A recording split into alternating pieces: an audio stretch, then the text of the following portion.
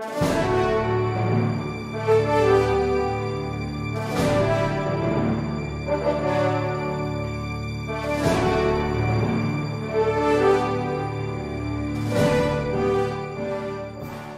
So, nakita natin, meron siyang pangalan dun sa Alpha List from 2007 up to 2011. 2006 to 2010. Yes. Ang tanong ko, dahil sabi nyo kanina, maaaring may mga income tax return na hindi pa nare-retrieve. Minimal. Sabi nyo kanina sa interpellation kay... Hindi. Tanong ho niya kung may possibility ba Yes. ho na hindi ho kami nakakuha nun income tax return. That's right. No? At sabi nyo, minimal. Yes, sir. Minimum. So is it possible na merong income tax returns ang mag-asawang Corona na hindi ninyo nalikom at maaring narariyam pa? In other words, to prove na meron siyang ibang source of income apart from yung dokumento ninyo sa A-list. As far as we are concerned, we check everywhere, no? So, of course, it's a possibility. Nobody can foreclose that, no? But upon due diligent search, no, we did not really get any ITR. Hence, we went one step further because we cannot believe that there's no income tax return. No? Yes. Because we know that he's employed, no? So we really double check, and then since there's none, we went and looked for the Alpha List. Otherwise, we would not have gone to look for the Alpha List. So apart from the Alpha List, wala nang ibang record kayong na-secure na merong ibang tax records ang nasasakdal?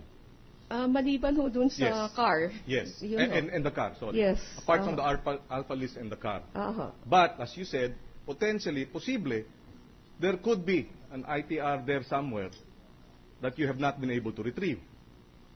And assuming it is out there, I mean, hypothetically, would you still be able to retrieve it? Sabihin na natin, given the next few days, the next few weeks, with a more diligent search. We already certified that there's no return. Okay. No? And because normally it's like this, sir, no? If there is a return out there, then it must be a no payment return. No taxes was paid on that return. Because all return that has payment will automatically be tagged in our system. So if there's any return out there, the tax due is zero. So it will be very, very minimal, sir. Okay, and this is another point altogether, and I beg the indulgence of our colleagues here. But I was just interested and curious. Sabi ninyo, walang niremit ang Supreme Court na A-list from what year to what year? Walang sinabmit ho. Na A-list. Alpha List ho. Alpha List. From 2002 to 2005. Anong ibig sabihin nun? From 2002 to 2005, hindi sila Hindi ho. May mga taxpayer ho na nagwi-withhold sila at nire-remit niya yung withholding tax, no? Whether tama yun o hindi, we have to check, no? But they are remiss in the reporting requirement. No? Okay. This is a reporting requirement. Okay. No? They feel that sometimes it's not necessary. They think it's not necessary. No? And the tax code kasi only provide a penalty. Okay. No? Some people will say that I'll just be penalized. But that doesn't mean that the taxes that were withheld Were not remitted. was not turned over. Hindi ibig sabihin. Hindi ho. Okay. Hindi ho ibig Okay. sabihin. Maraming salamat. Salamat po. Mr. President, Senator Cayetano wishes to be recognized, and then Senator Drilon, and then thereafter Senator Ralph Recto, Mr. President. In that order. Thank you, Mr. President. Ma'am, magandang hapon po. Magandang hapon ho. Just some questions to clarify. Sabi niyo po may nakita kayong discrepancy sa SAL-M ng Chief Justice. Tama po ba yan? Observation niya. Aha. What do you mean discrepancies? Well, first, sir, the most important thing in the SAL-N is the acquisition cost column. No? um, the SALN of the Chief Justice, he does not fill up the acquisition cost column. And secondly, based on the cars that were issued, there were properties that should have been registered on a certain year, but it was not registered. It was registered subsequently, no? And then there were properties that were not registered. Okay. Let's stop there because as the defense has been pointing out, it's important that competent yung isang person mag-testify on that matter. And I wouldn't have asked you kung hindi ka tinanong din nung ni Justice Cuevas. No? But my point is, and to be fair to everyone, just because may discrepancies, hindi ibig sabihin na illegal to o mali na to. Meaning, it could be, but it could also be explainable, correct? It is possible, sir. Yes. Meaning you're just giving your observation that you saw it at sa tingin mo may discrepancies. But to be fair to the side of the Chief Justice, it's possible that it can be explained. Yes, sir. It's for him For to example, explain. sabi niyo po, hindi nilagay yung mode of acquisition. Kasi ang alam ko dyan, you can have a choice whether,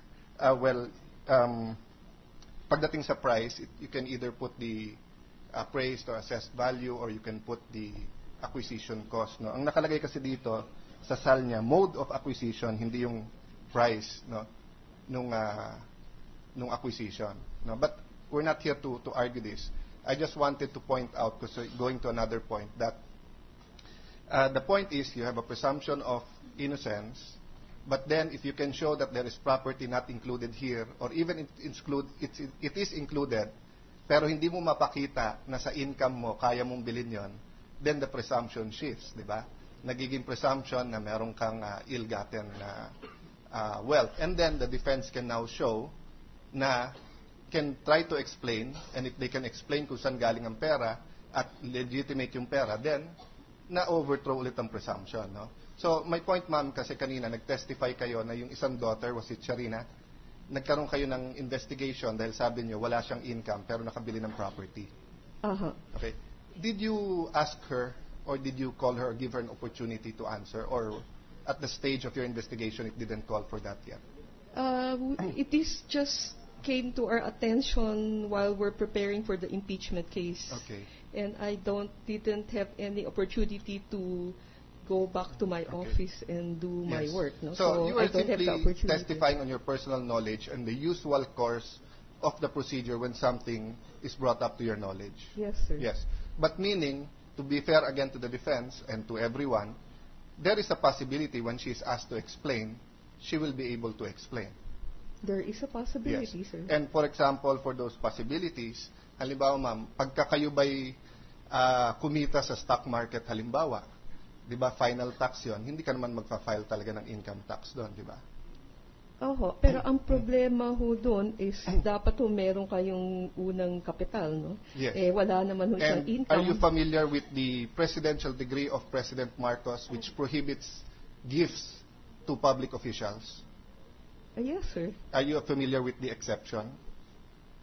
Not really, sir. To family members, donations of small amounts or of reasonable amounts are allowed.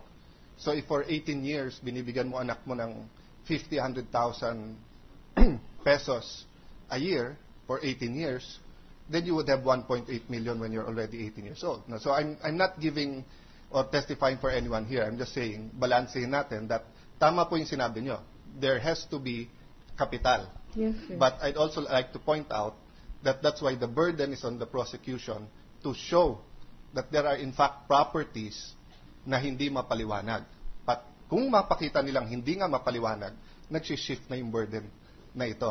And I just didn't like to end the day na you did your job well and you testified on your personal knowledge, but then hindi natin makumpleto yung picture just on your testimony. That's why I wanted to clarify those matters. No?